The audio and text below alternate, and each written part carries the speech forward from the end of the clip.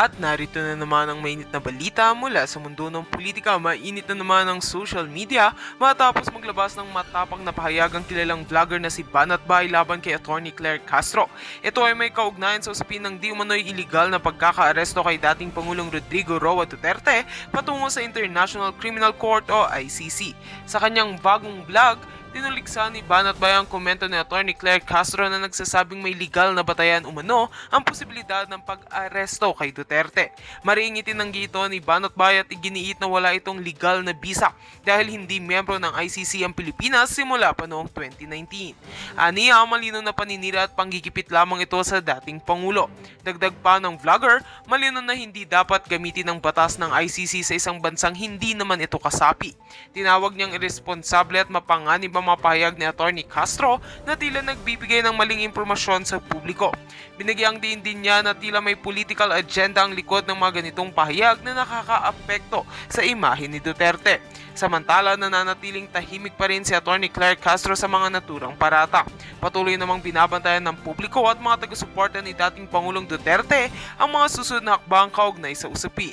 At yan nga ang mga balitang ating pagkakatutukan, at kung bago ka pa lamang sa aking channel ay huwag kakalimutang mag-like, share and subscribe para updated ka sa aming mga bagong balita dito sa Tatak Pinas.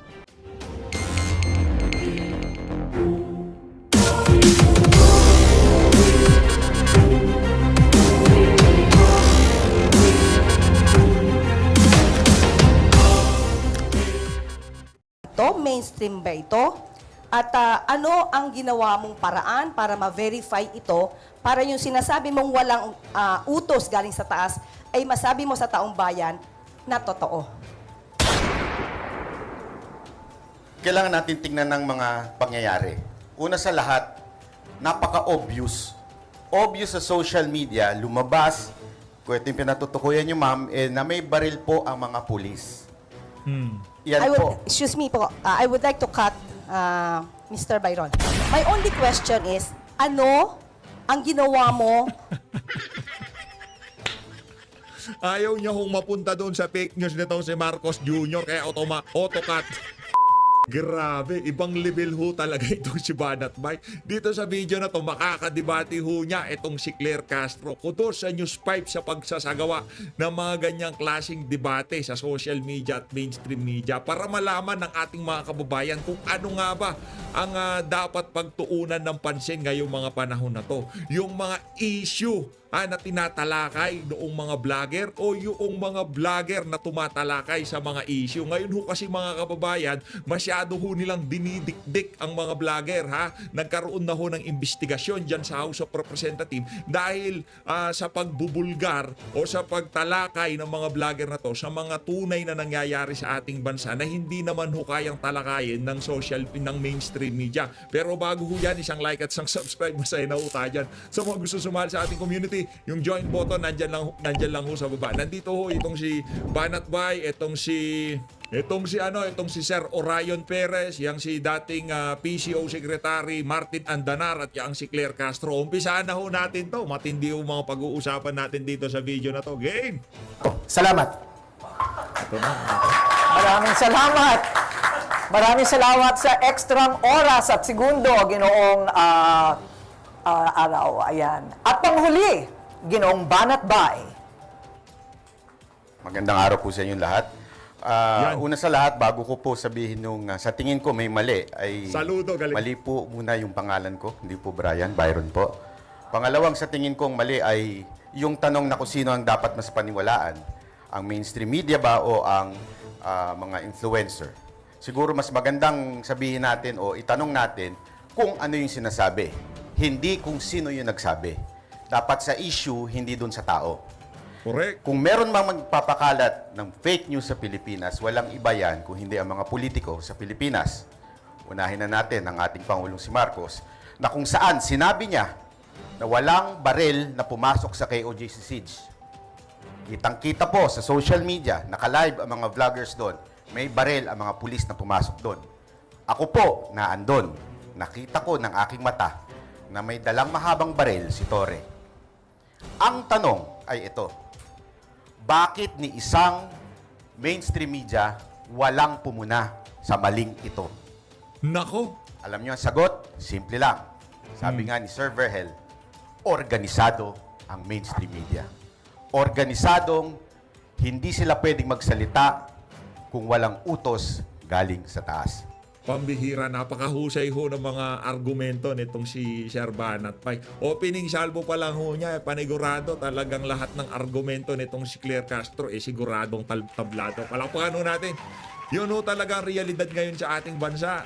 No, imbis na pakinggan siya sa atin kung meron nga bang mga punto yung mga sinasabi ng mga political vlogger, lalo na yung mga nakalinya kay dating Pangulong Rodrigo Duterte, tinatago kaagad sila ng fake news peddler. Imbis na pakinggan muna, saan ba nanggagaling itong mga individual na to? Ano bang pinaglalaban nila? Hindi ho.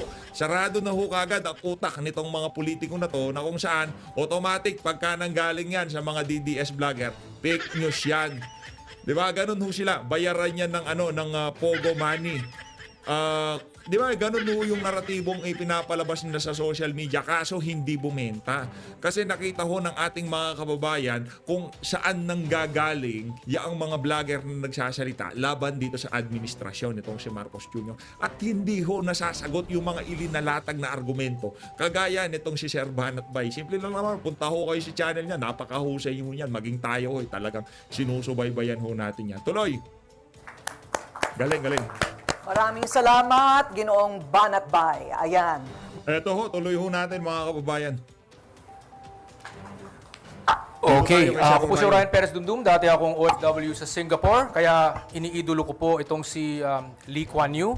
At uunahin ko po na meron akong quote galing po sa kanya at susubukan kong gayahin ang kanyang boses. The Philippines press enjoyed all the freedoms, but they failed the Filipino people.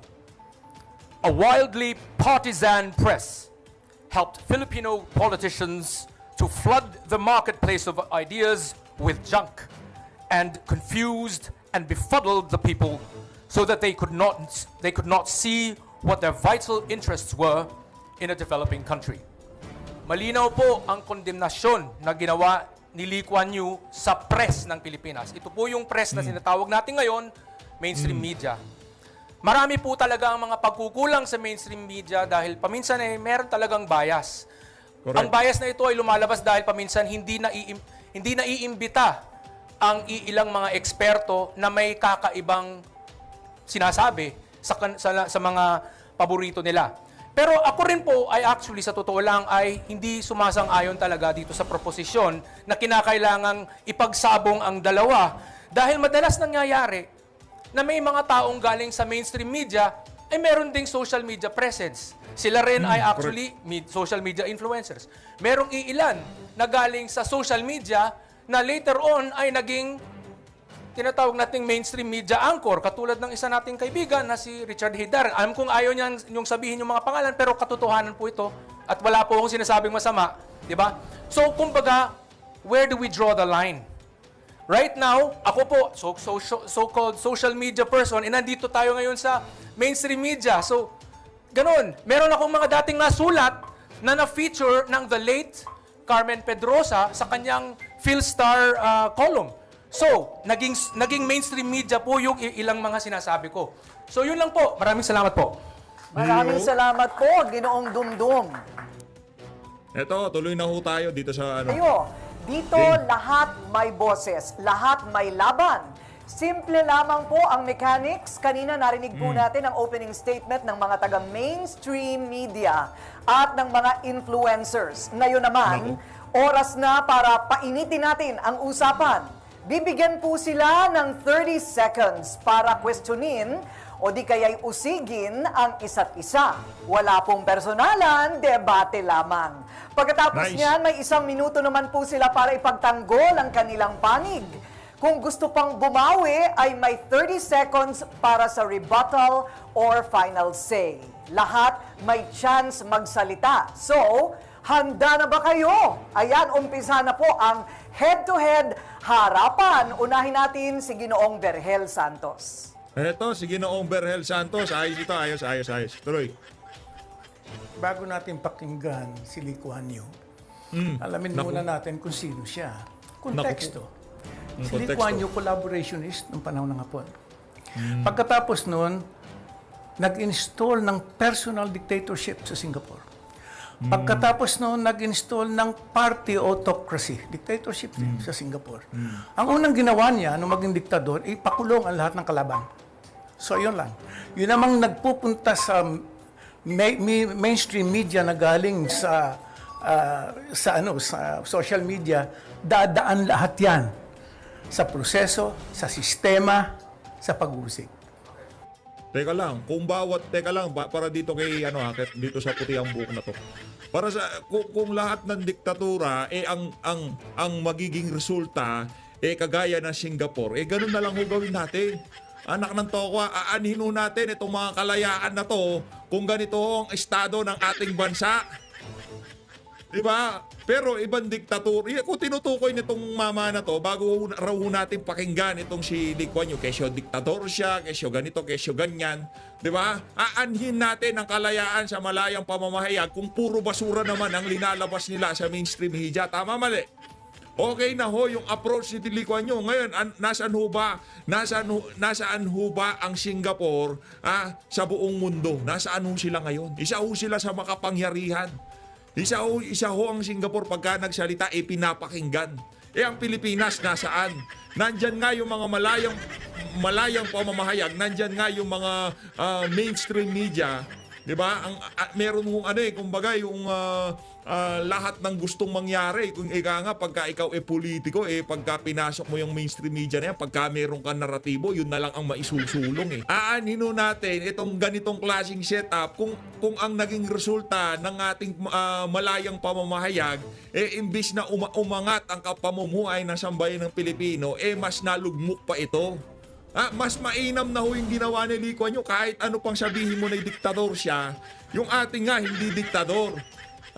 Lahat na lang ng kalayaan kinuha natin. Kaya yun, imbis na paglingkuran ang sambayan ng Pilipino, pinaglilingkuran yung mga politikong nagbibigay ng malaking halaga dyan sa mga mainstream media na yan. Hindi ho natin tinutukoy yung News 5, kudos ho tayo sa News 5 ngayong araw na to dyan sa ginawa nila na yan. Ayos. Marami pong salamat. Sunod naman, Meron pang nalalaman na kayo diktador daw si Lee Kuan Yew. Tingnan mo Singapore, Brad. Bago mo banatan, tignan mo ang Pilipinas at Singapore kung saan umabot ang pagiging diktador nitong si Lee Kuan Yew. Bago ka magbida-bida. ay si Ginoong Orion Perez Dumdum.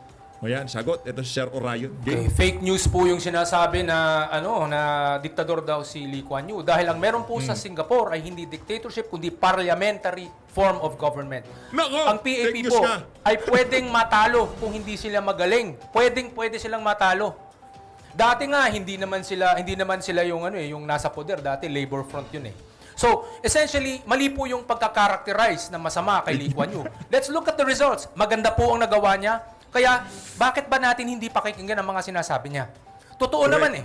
Back then, masyado nating hindi, kumbaga yung mainstream media, kumukontra sa ilang mga reforma, katulad ng charter change, constitutional reform. For the longest time, laging pinapamukhang masama ang mga reformang kinakailangan ng Pilipinas. Bakit ba ganun? Ayusin sana natin to. Pero hindi mangyayari to kung masyadong biased ang mainstream media. Diba? Nako. Kaya ako, bilang isang reform advocate, I needed to use social media kasi hindi ako nabibigyan ng panahon na makapagsalita sa mainstream media. Ganun lang po. Ayos. Thank you. Marami pong salamat. Fake news pala itong si Lolo. Fake news ka pala. Hindi naman pala totoo yan. Parliamentary pala siya. Hindi sila dictatorship. Anak ng toko. Assuming dictatorship na nga. Kung doon dadalhin ang sambayanan, yung iyong mga kababayan sa pagiging diktadura mo, magiging isa sa mga makapangyarihang bansa sa buong mundo, by all means, magkaroon tayo ng Lee Kuan Yew diktador. Kung yung pagiging diktador niya, magkakaroon ng disiplina ang sambayan ng Pilipino, kagaya ng disiplina sa Singapore, by all means, ang susunod na henerasyon kailangan ng Lee Kuan Yew. Pambihira ka talaga, Lolo. Ayan si Lolo, oh. Yan si Lolo. Yan siguro barkada ho ni itong si Atrasabante. Salamat. Pakinggan naman natin Salamat. si Ginoong Danilo Araw. Ito, Danilo Araw. Kay Pangulong Duterte, alam natin na napaka-polarizing na figure niya. At gusto kong itanong lang sa kanilang dalawa, sa pag-cover kaya ng pag-aresto kay Duterte, may pagkukulang kaya yung mainstream media o yung naging source kaya ng pekeng balita hinggil sa PRO for example na na-issue, saan kaya nanggaling ito? So magandang malaman ang inyong opinion. Salamat po. At ito naman po, sagot ni Banat Bay. Pagdating po dun sa pag-kidnap sa ating dating Pangulong Duterte, sa tingin ko po ay talaga namang may mga mali doon dahil kahit po ibang mga abogado na hindi po kapanig ng Duterte ay sinasabing hindi dumaan sa due process. Alam naman po natin sa bayan natin, kahit anong paman ang ihusga sa iyo, kailangan kang dumaan sa due process. Simple lang, saan ho ba na-commit yung sinatawag nilang crime? Sa Pilipinas. So bakit hindi sa Pilipinas nilitis? Ang simple yung tanong nun na hindi kayang sagutin ng mainstream media kasi nga po natatakot sa hagupit ni Torre. Ginong Palakpakan ho natin itong si Sir Banat Bay. Talaga naman, kaganda ng mga sagot nitong si Sir Perhel Banat Bay. Santos, sa palagay po ba ninyo, ibalik natin sa Pilipinas mula sa Singapore ang usapan? Game, Singapore Alam tayo. mo, yung Singapore, hindi mo mabubura yung historia ni Lee Kuan Yew at ng Singapore. At kung ang Singapore man ay maayos ngayon, maayos ngayon, hindi dahilan yan para burahin mo yung nakaraan ng Singapore at ni Lee Kuan Yew. Historia yan, tumatakbo yan. Kung meron mang dapat sabihin si Lee Kuan Yew at ang kanyang mga lipores ngayon tungkol sa Singapore, huwag dito. Ginong Dumdum? Ayan.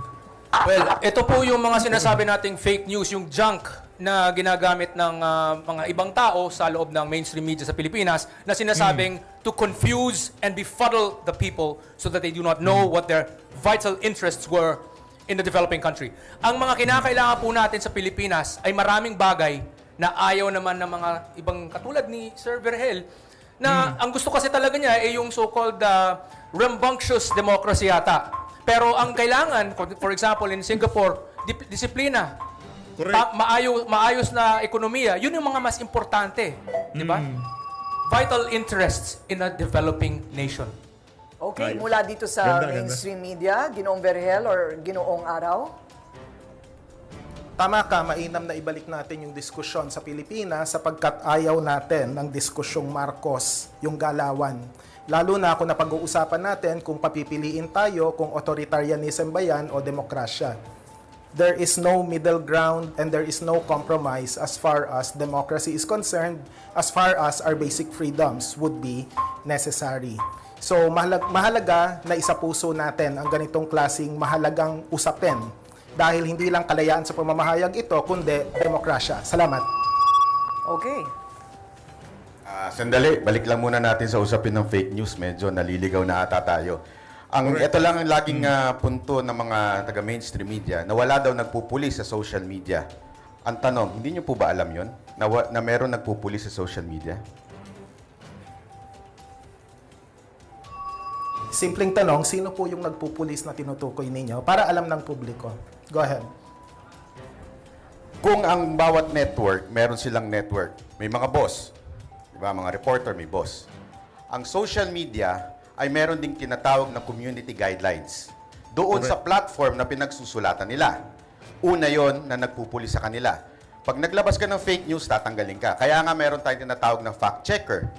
Yun ang nagpupulis. Pangalawa, ang nagpupulis doon ay mismong batas ng Pilipinas. Kumpleto, sapat ang batas ng Pilipinas tungkol sa cyber, crime, libel at defamation. Sapat na po yun. Ibang usapin yung cybercrime sapagkat ito ay sumasagka sa batayang kalayaan, hindi lang ng mga periodista, kundi pati na rin ng ordinary citizens. Panahon pa ng Aves de Rapiña ay talagang na-weaponize na po yung libel. Community guidelines, hindi po siya masyadong nasusunod. 13 anyos ka dapat para makapag-create ng Facebook account, pero kahit 9 years old ka lang o 10 years old, nangyayari po yan.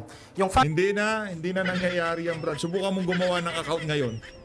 Subukan mong gumawa ng account ngayon. Napakaigpit ng paggawa ng account ngayon, lalo na sa FB. Naku, napakaigpit. checking na sinasabi ninyo sa Meta, at least, tinanggal na po yan, at least sa Estados Unidos, may commitment sila to retain it here, but we don't know what's gonna happen in the future. Nagkakamali po tayo kung iisipin natin ang the only way to police social media is through authorities doing so. Nangyayari din kasi po yan na merong agad-agad, mabilisang instantaneous na sagutan na nangyayari. Pag may isang taong nagsabi ng hindi totoo, may maraming taong lalabas dyan at magkasabi, mali po yung sinasabi niyan, ito po ang proof na mali. So, Correct. Instantaneous. Similar po yan sa sitwasyon na dati, meron tayong mga letters to the editor. Ito, mas instantaneous, mas immediate ang correct. reaction, ang feedback na nangyayari. Maraming salamat po. Kagaya na lamang ho nung nangyari doon sa KOJC, di ba? Oh, sinabi ni Marcos Jr. wala daw armas yung mga pumasok sa KOJC. Lumabas yun sa mainstream media, di ba? Ginawan pa nila ng report, maya't maya talagang pinaplug nila na kesyo wala namang armas. Nagsasalita si Marcos Jr. Nagamit ho ang mainstream media doon sa balita na yon. Maya-maya sa social media, naglabasan yung mga larawan, mga video na meron ho talagang armas yung mga sumugod dyan sa KOJC compound. Doon pa lang ho mga kababayan, kung fake news pala pinag-uusapan, dapat ho panagutin rin ho natin ang mainstream media. Kaso, pagka mainstream media naglabas ng fake news, bukas makalawa, nakalimutan na. Pero pagka vlogger ho, naku, maya't-maya, binabanatan ka. Ganyan ho yan, ipapatawag ka pa sa House of Representatives. Pero pagka sila naglabas ng fake news, wala na ho yun mga kababayan. Tuloy. Itong si Nagpupulis, hindi Lolo. batas. Ang nagpupulis-pulis. Kaya iyang social media, walang nagpupulis na pulis dyan. Dahil iyan ay individual na diskarte. Yan ay Sa inyo ba, sino nagpupulis sa inyo? Internal ombudsman nyo? Anong magpupulis-pulis? Kalokohan yung pulis-pulis yun, nagpapakalat ka ng... minsan, mismo mainstream media, nagpapakalat ng fake news, di nga nag-i-erato, may hinahayaan lang. kanya-kanya. Ang pagkakaiba niyan, sa mainstream media, may sistemang pinapasok sa social media. Kahit sa mainstream media, kahit ka galing sa social media, pag sumwitch ka sa mainstream media, dadaan ka dyan. Gusto ko lang din pong linawin na may sobrang dami na ring mga mainstream media outlets na may presensya sa mismong social media. So, nasa na nga ba talaga ang linya? Nasa na ba talaga ang delineation na ito? Yun po yung tanong eh. So, kaya nga actually, mali po yata talaga ang proposisyon na ipagsabong yung dalawa dahil parehong may mga pagkakamali, pareho din may mga tama. Ang tanong, sino dapat napakinggan? Ang nagre-research, ang naghahanap ng katotohanan, o yung hindi? Yun dapat ang tanong. Correct! Ganda ng mga punto nitong si Sir Orion Dumdum. Ang tinitingnan hindi yung media person. Ang tinitingnan ay kung yung taong yun ay dumadaan sa isang proseso, sa isang sistema, sa isang pagsusuri. Pag hindi ka dumaan dyan, kahit na nanggaling ka pa sa social media, basta pumasok ka dyan, dadaan ka dyan. Iyon ang pinag-uusapan. Mga tuntunin, at mga palatuntunin, at saka mga standards. Yan ang pinag-uusapan. Gusto ko lang malaman anong sistema. Yung sistema na dapat paborable lamang sa Estado yung ibinabalita nila. Yung mga sistema na kung saan yung mga kalaban lang sa Estado, mga kalaban sa politika ng Estado, yun ang minamayat-maya nila. Yun ba ang sistemang tinutukoy na si Lolo ang puti ang buhok? Di ba? Hindi natin alam kung ano yung sistemang tinutukoy niya eh. Kasi yun ang nakikita natin eh. Ang mainstream media, minamayat-mayahong nila yung mga kalaban sa politika ng Estado. Pero yung mismong Estado, yung mga kapalpakan nila, yung mga kalukuhan na nangyayari sa ating bansa, minsan ini-SS pa nila yung mga panlulokong ginagawa ng tauhan ng administrasyon na kesyo hindi naman totoo yung marami ang kriminalidad sa ating bansa. 'Di ba? Yun ang naratibo nila. Yun minamayat-maya nila yung mga balita na yung kaso, napapack-check ko sila. Sino nagpapack-check? Sambayan ng Pilipino. Kaya wag nyo sabihin nagpupulis. Kayo nga, nagpupulis lang sa inyo. Yung mga ilang katsokarat nyo dyan sa network nyo eh. Yung nagpupulis sa mga vlogger, sambayan ng Pilipino. Yung mga manunood sa kanila. Pagka merong palsipikadong ilinabas at lumitaw sa social media, merong ilinabas na ebidensya na merong problema yung sinasabi ng vlogger na to, sigurado, masusoplak ko siya sa mga reader niya. Yun nung sigurado natin dito. Banatan mo, Sir Dumdum. Ano? Hindi tayo kasama, sama tayo, no? Siyempre, meron naman tayong gusto sabihin sa mga kabalbalan nitong si Lolo. Palibasa siguro di marunong gamit na social media kaya gusto niya lahat na lang ng Pilipino sa mainstream media. Paano po makinig. ba nila nasasabi na kapag nasa social media ay hindi dumadaan sa proseso?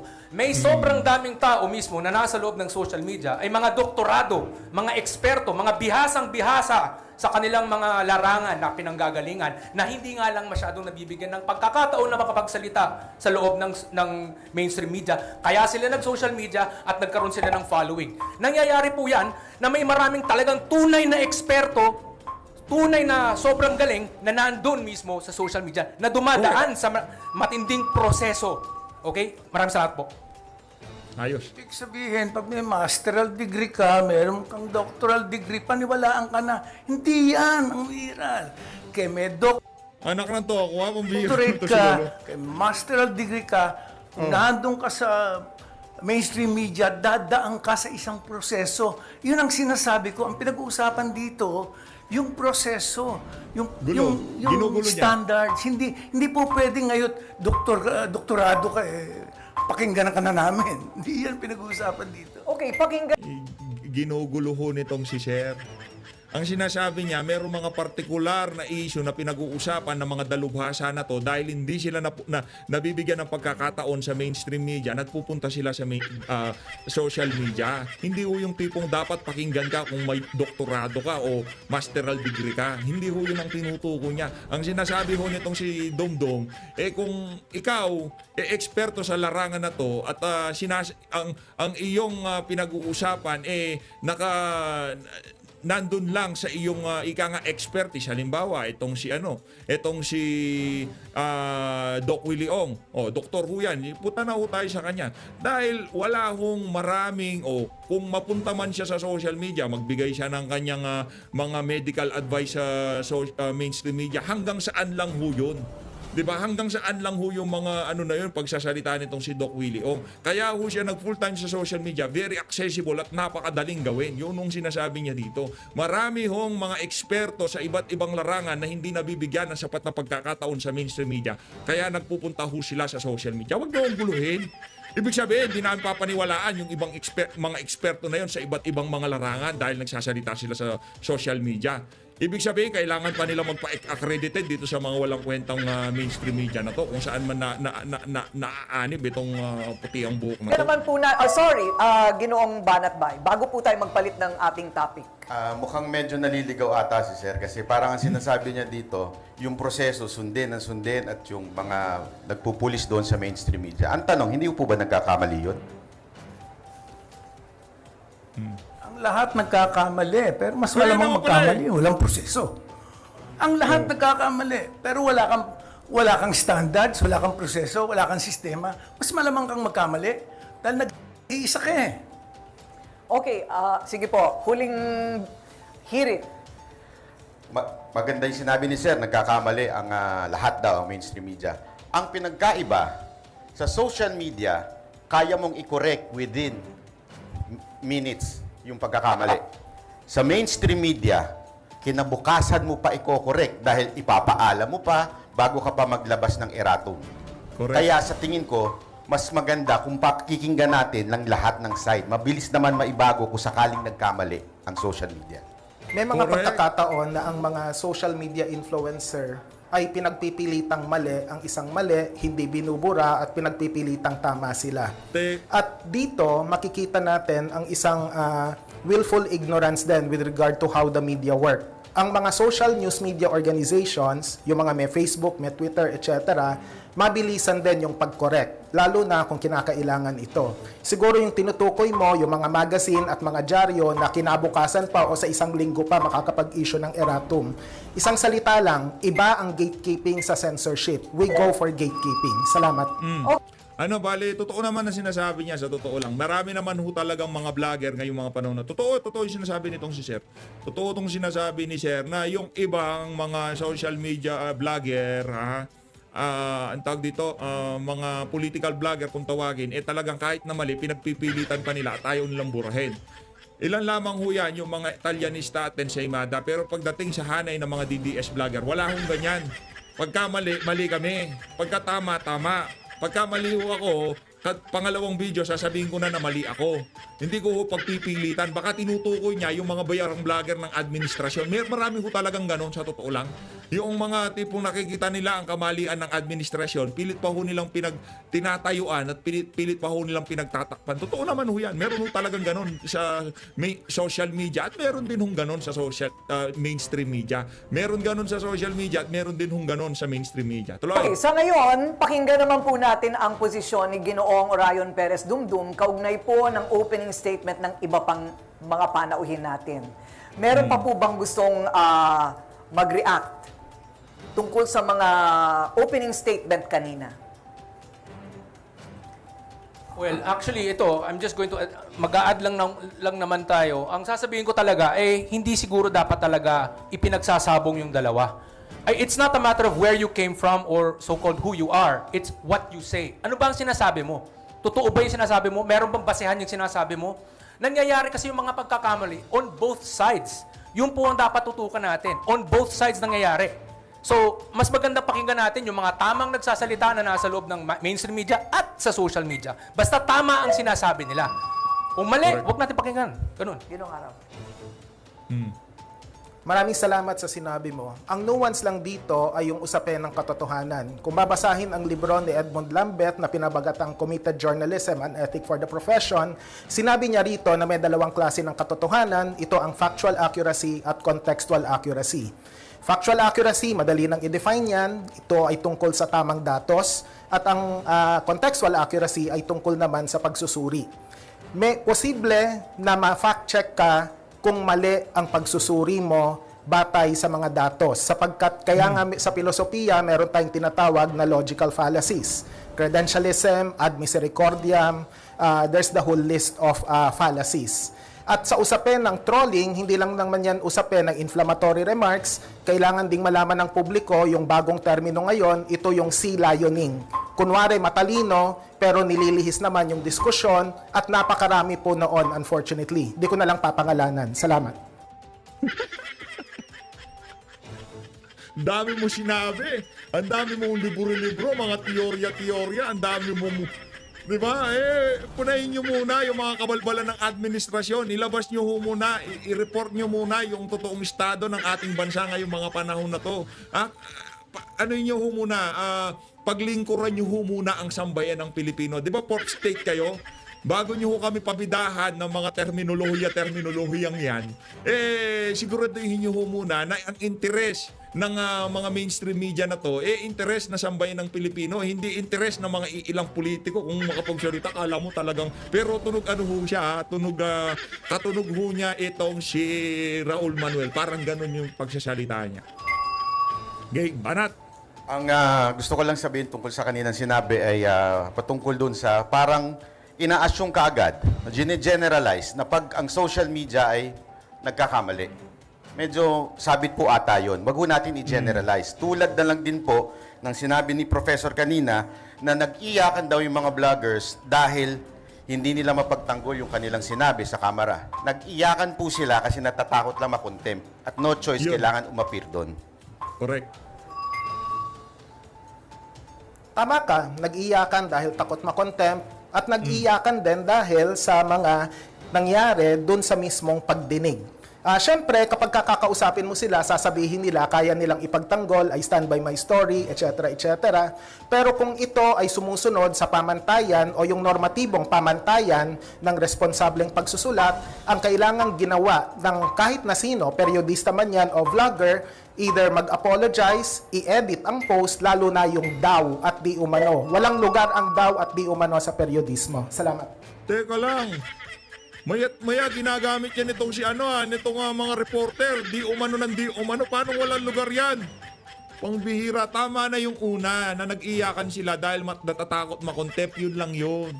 Pero kung ipapaliwanag nila yung kanilang mga posts, mapapaliwanag. Kaso kahit anong pagpapaliwanag nila, hindi rin naman tatanggapin nitong si Jude Asidre at nitong si Benny Abante. Yun ang konteksto nun. Wala na maraming cheche bureche. Kayo ba naman makukontempt? Yung iba, meron pang inaalaga ang mga ina.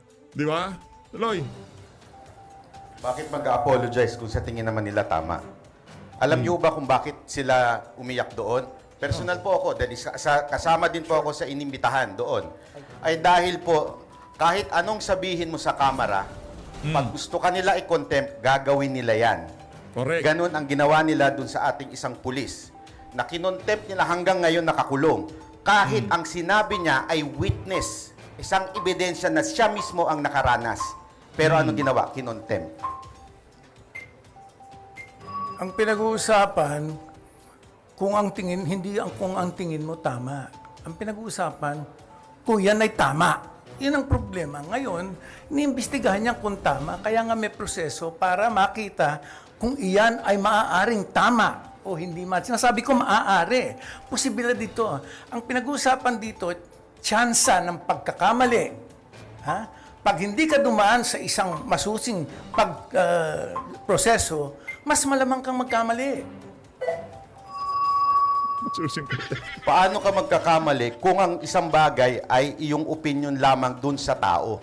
Halimbawa, puwersahan kang mag-sorry dahil sinabihan mo yung tao ng tanga.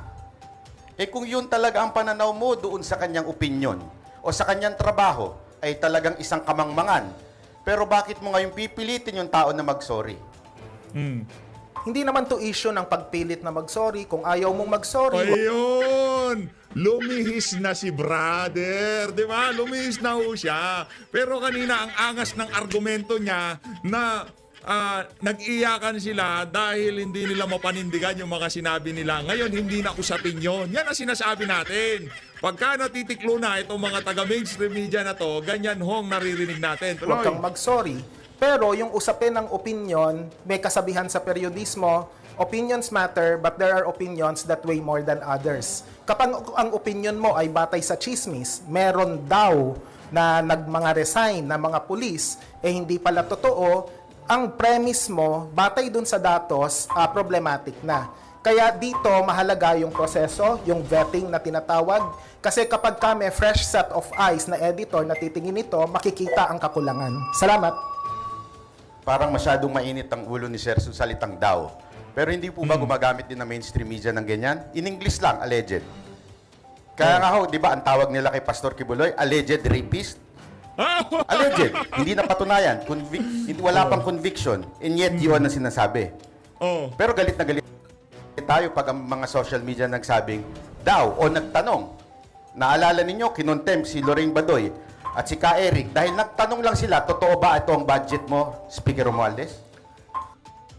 O paano pa yung mga developing story? 'Di ba? Marami pa hong ano yan kumbaga hindi pa alam kaya yung lagi hong ginagamit yung di umano, allegedly, 'di ba?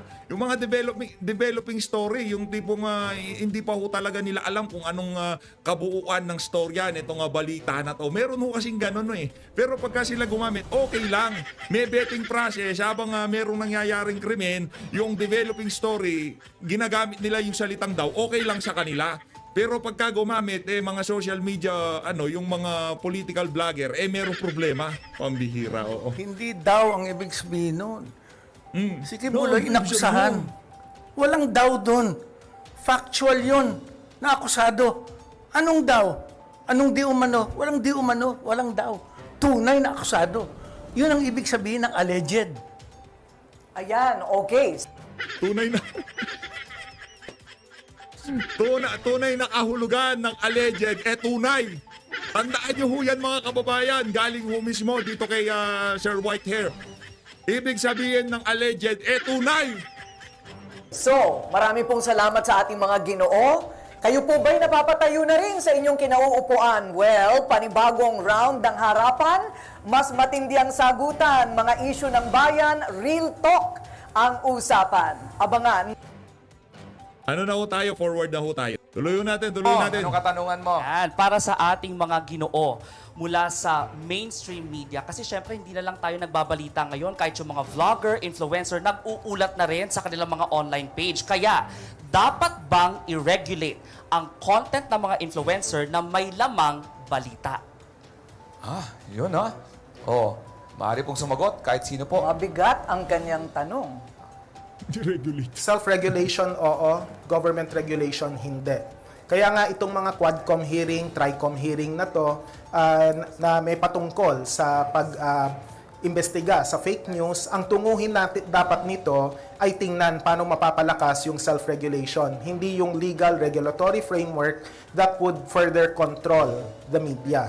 Ngayon, internally, sa usapin ng gatekeeping, nasa desisyon na yan ng news media organization kung pipiliin ba nila na i-regulate internally yung personal social media account ng reporter, pero kadalasan hindi naman nangyayari po yun. Yan. Okay ba sa iyo ang sagot, Brian? Kasi pag hindi okay, pupunta ka sa kabilang side para Sa panig naman ng mga influencer. Yan, sa influencer. Baka may Yes, sagot kayo sir. sa tanong ni Brian. Ginoong Dumdum. Well, actually, ang gusto kong sabihin talaga ay una, may kinalaman dito sa sinabi ni Sir Verhel, no? Una, kasi parang ayaw niya talaga kay Lee Kuan Yew. Kasi diktador daw. Sabi niya diktador. Ngayon, kasi mahigpit daw sa pamamahayag mahigpit sa freedom of expression daw. Ngayon, ang nangyayari, ang social media ay talagang malayang-malaya ang mga tao. So, nagkaroon na ng tinatawag nating freedom. Bakit ayaw niya? Akala ko ba yun ang gusto niya? Hindi ba? Parang may problema yata. Correct. Nakuha ho natin yung punto nito si Sir Dumdum. Ayos. Contradiction. Okay. May contradiction nga. Ginoong Araw. Ano ba talaga gusto nyo? Ano ba talaga gusto nyo? Malaya o hindi malaya? Nung usapin kay Lee Kuan Yew, ayaw nyo yung diktador. Pero ayaw nyo naman pagbigyan yung mga social media, yung mga political vlogger, yung mga nagsasalita sa social media. Ano ba talaga gusto nyo? Will only be apparent kung walang gatekeeping sa media. Or to be more particular, sa tinatawag na legacy media. Ang gusto sana natin for social media platforms to exercise responsible gatekeeping para kahit papano may semblance of process or system na binabanggit nga ng kasama kong si Ginoong Verhel Santos. Kasi pag malayang-malaya, ayaw natin ng isang anarchic setup. Pero yung kalayaan naman sa pamamahayag, dapat pinaglalaban yan, bagamat may kaakibat na responsibilidad. Salamat! Hindi ko lang maintindihan sinasabi ni Sir na parang malayang-malaya ang social media. Meron ho tayong batas na pumupulis ho talaga sa bawat social media post. So bakit masasabi nating malayang-malaya na magsinungaling ang mga social media? Kung meron naman din tayong batas na sapat na sa tingin ko, yung sinasabi ni Sir na regulation, sa tingin ko sapat na po ang batas natin para ma-regulate ang lahat ng tao. Sa katunayan, hindi nga po pwedeng gumawa ng batas na laban sa freedom of speech. Nasa Bill of Rights natin po yun. Okay. Siguro mula naman sa ating mga panelist, si Ginoong Martin Andanar ay narito. Meron po ba kayong Ito na. opinion o tanong? Maraming salamat, Ate Kuning. Magandang gabi po sa inyong lahat. I agree with Sir Verhel na mas organized at mas merong specialized training ang traditional media.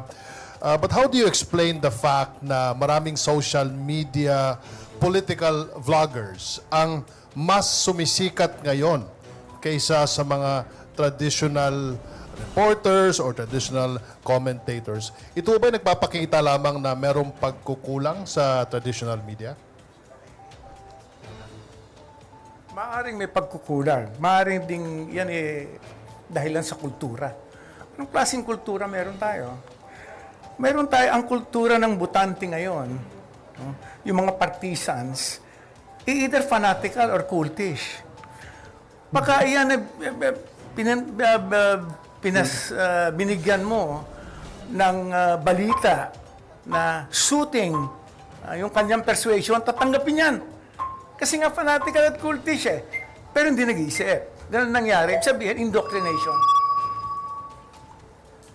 Kumari po, siguro ang gusto kong masabi dito ay nagkakataon na sa social media kasi wala po tayong yung tinatawag na time limit o yung mga space limitations ng mga newspaper na I'm sorry, kinakailangan ganito lang kahaba ang article. So, maraming nangyayari na may mga talagang tunay na bihasa, dalubhasa, talagang eksperto sa kanilang fields na nakakapagpahayag ng kanilang mga kaalaman sa social media. Kaya sila napapakinggan. Katulad ni SAS, for example, SAS Rogando Sasot, when it comes to international studies and relations. So, ganun po. May mga ganung klaseng mga eksperto na bibigyan sila ng more chance na makapagsalita doon. Thank you.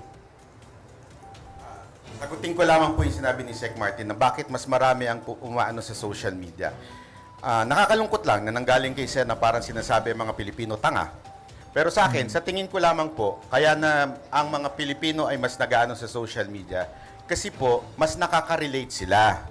At the same time, they can say kung ano yung nararamdaman nila doon sa specific topic.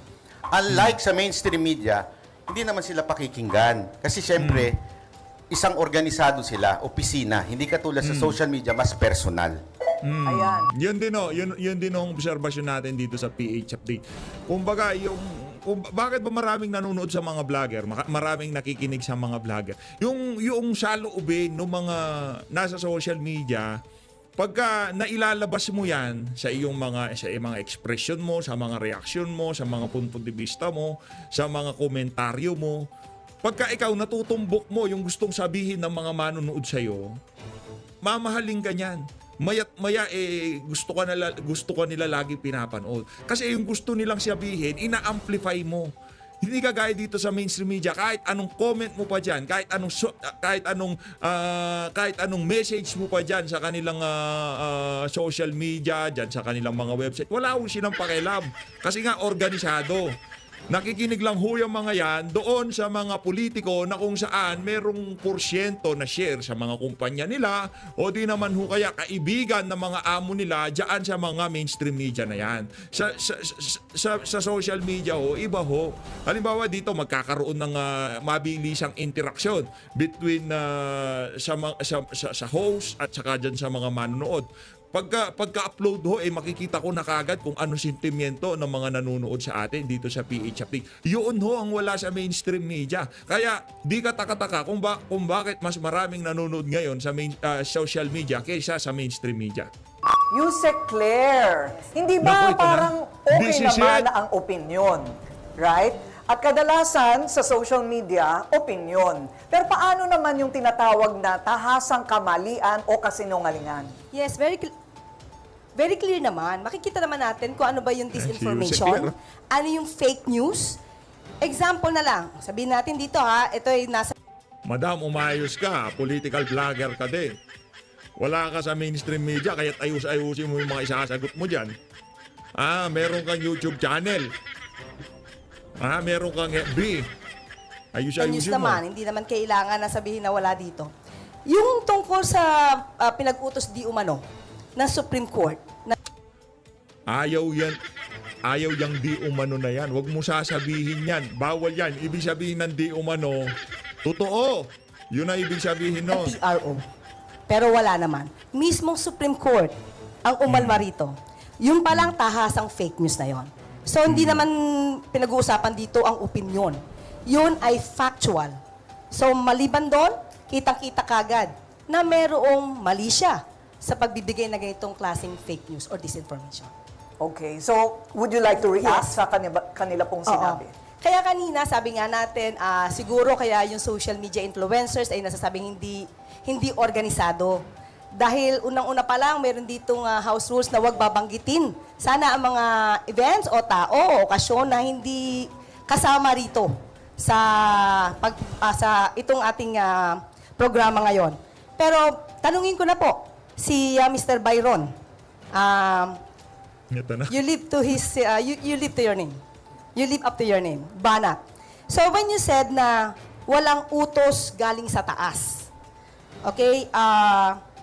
Paano mo, o hindi, ano ang ginawa mo to verify this? Meron ko bang pinatutungkalan? Network ba ito? Mainstream ba ito?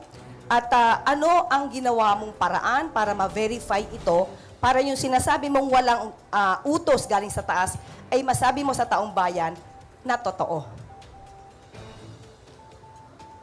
Kailangan natin tingnan ng mga pangyayari. Una sa lahat, napaka-obvious.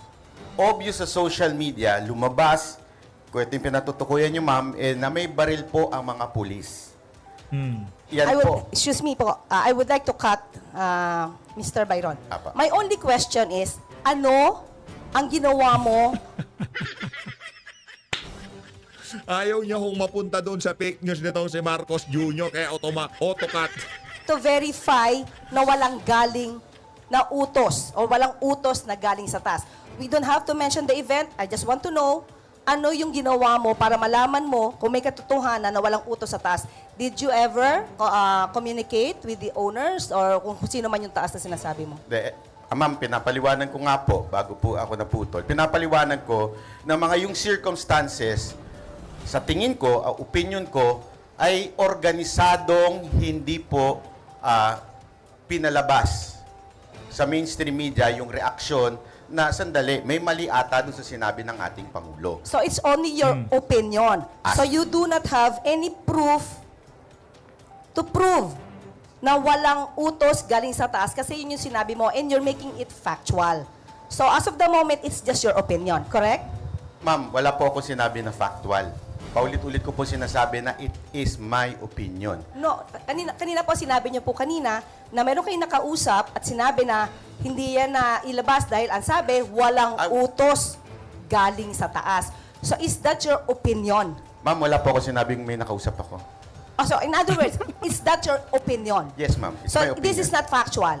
Yes, So ma'am. you cannot prove itong statement mo na walang utos galing sa taas. Yes, ma'am. Ang sabi ko nga po ay paulit-ulit, kanina pa po, ay opinion po lamang ito. Kahit po ako nagbablog po, laging nagre-react lamang po ako sa balita ng mainstream. Correct. At sinasabi ko pong ito'y aking opinion. Correct. Sa periodismo, hindi po pwedeng sabihing opinion lamang. Maraming magagalit na mga editorial writer at saka mga kolumnista kasi ang opinion ay batay po sa empirical na datos. Hindi papasa sa thesis defense ang estudyante na magsasabi na ito ay opinion ko lamang, galangin po ninyo yung opinion ko. Maling-mali po na ang datos ay isasantabi para lang maglahad ng opinion para makapag-chase ng clout at makapag-chase ng viewers. Salamat! Pero ang tanong ko po, Uy, brada, napaghahalata kita. Salamat.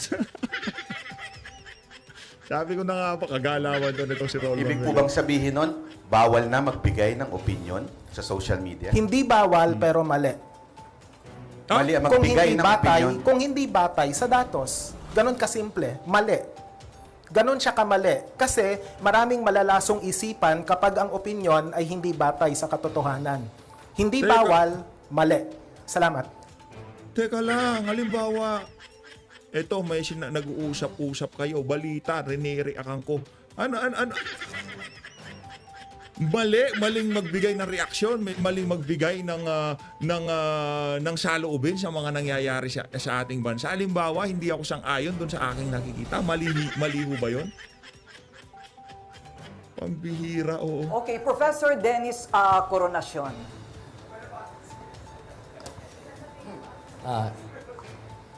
Actually marami akong katanungan pero susugan ko lang yung tanong ni Attorney Claire ni Yusek Claire. Interesado akong malaman kasi at least doon sa traditional media, they're very transparent kung anong proseso o sistema ang pinagdadaanan.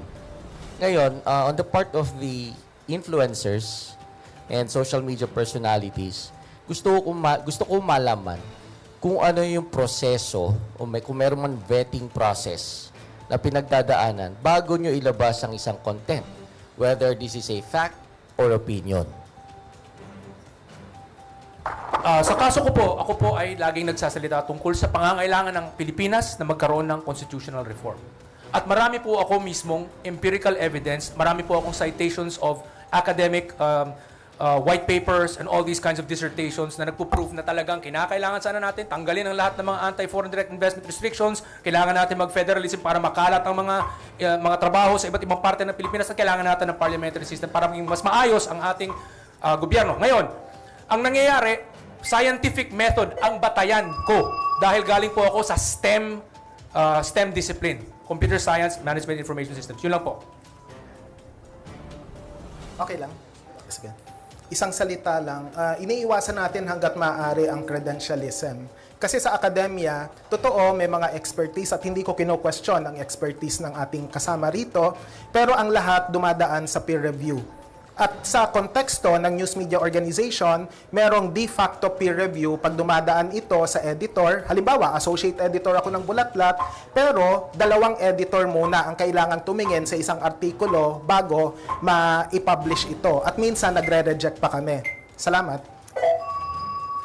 Unfortunately, for example, dito sa mainstream media, masyadong napamukhang masama ang charter change, ang constitutional reform for the longest time. Kaya nga, walang choice. Kinakailangan sa social media ilabas ang mga katotohanan. Itong mga studies, yung mga empirical evidence na kinakailangan talaga itong mga reformang ito. Pero hindi ito lumalabas. Hindi ito lumalabas sa mainstream media as much as yung mga pangungontra, yung mga pinapamukhang masama ang mga reformang ito. Yun po ang aking experience dahil ito po ang aking expertise o yung mga kino-concentrate ko. Maraming salamat po. Kahit na sino pang expertise yan, walang pruweba yan. At hindi mo masasabi na fact yan. Kaya ang inilalaban mo, ang iyong credentials. Medyo talon-talo ako rito, wala akong kolehiyo eh. So, hindi yan ang pinag-uusapan. Anong meron ka? Wala kang kolehiyo, anong meron ka? Ano, impluwensya? Maraming kaibigan ng mga politiko. Yun ho ba meron kayo? Dito. Iyan, opinion lamang lahat yan. So, hindi mo pwedeng ipasa na iyan dapat tanggapin dahil sa iyong credentials. Hindi totoo yan. The right honorable gentleman has made a mistake in saying that this is all about credentialism. This is not about credentialism. It has nothing to do with me. Walang kinalaman to sa akin. Wala tong kinalaman sa credentials ko. Ang pinag-usapan ko ay yung scientific method. Yun po yung ginamit kong proseso na kinakailangan empirically based. Nandyan ang napakaraming mga academic sources na minimension ko. Hindi dahil sa ako po ay eksperto. Wala nga, hindi nga ako eksperto. Hanggang bachelor's lang ako ng computer science at saka management information system. Kumbaga, alimbawa dito, kahit sinong maglahad doon sa mga datos na ilinalahad nitong si Sir Orion Dumdum, ano ho yun? Yun ho yung mga ebidensya na talagang itong kasalukuyang sistema natin, ilang dekada na ho tayong binibigo. Yun. Wala po akong masterado, wala po akong PhD. Ordinaryong tao lang po ako. Yun lang.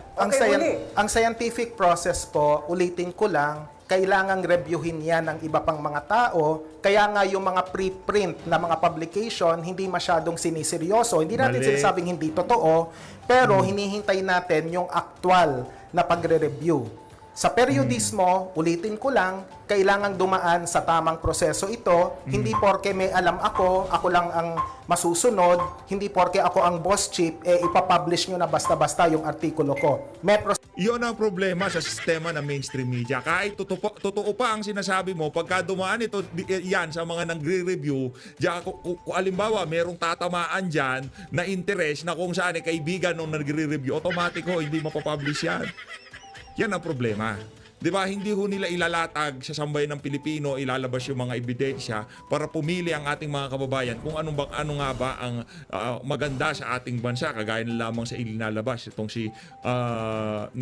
si Sir Orion Dumdum, di ba? Sila ho, alimbawa, yung mga nagre-review, kaibigan niya nitong si Tamba, kaibigan niya ni Kokak, di ba? Automatic ho, kung ano man yung dapat na maipublish na yon na magkakaroon ng kamalayan ng ating mga kababayan, hindi ho maipapublish. Dahil yan sa pagiging organisado ho nila. Kaya kung tawagin yan, news cartel. Malacanang news cartel. Diba? Meron nung ganyan, di ba? Kasi ano, kinakartel ho nila eh. Yung tipong, hindi pwede yan, mayayari tayo dyan. Merong ano dyan, merong tatamaan dyan yung kaibigan natin dyan sa Malacanang, dyan sa House of Representatives. Pagka review ho ng mga editor. Ngayon, kahit walang katotohanan, pagka yan dapat siraan, lahat ng alleged, lahat ng di umano, sigurado lalabas yan kay Vice President Sara Duterte. Kung makapag-report yung mga mainstream media na yan, akala mo yung